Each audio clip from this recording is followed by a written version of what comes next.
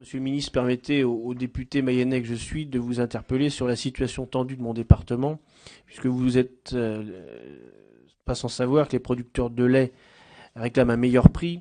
Ils ont mené des actions le week-end dernier sur le site de Lactalis. Les agriculteurs promettent des actions continues durant l'été. Ces actions montrent une détermination réelle et due à la situation difficile de ces éleveurs.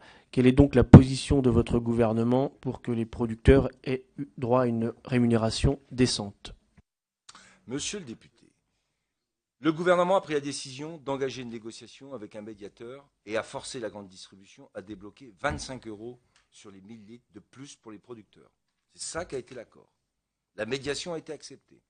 La grande distribution a débloqué ça. Qu'est-ce que je constate? C'est que ce n'est pas la grande distribution qui pose problème maintenant, ce sont les transformateurs qui ne veulent pas donner les 25 € aux producteurs et qui en réservent pour eux.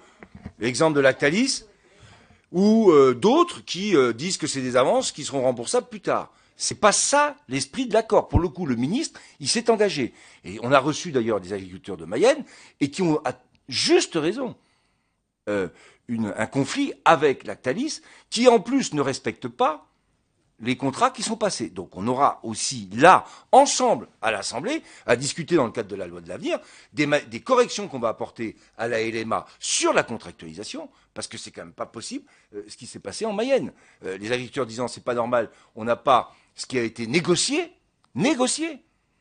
et on leur dit, bah, puisque c'est ça, je ramasse pas votre lait. Non, mais là, il y a un vrai souci, hein, il y a un vrai problème. Donc là-dessus, j'ai parfaitement conscience de la situation, mais sachez, monsieur le député, que à la base, c'est un accord sur la revalorisation du prix du lait qui, dans un certain nombre d'endroits, se passe bien, autour de 80%, et qui, dans un certain nombre d'autres endroits, parce que Lactalis veut pousser aussi le plus loin possible un avantage aujourd'hui, hein, en disant je fais du volume, donc ils n'ont pas à me demander plus en termes de prix.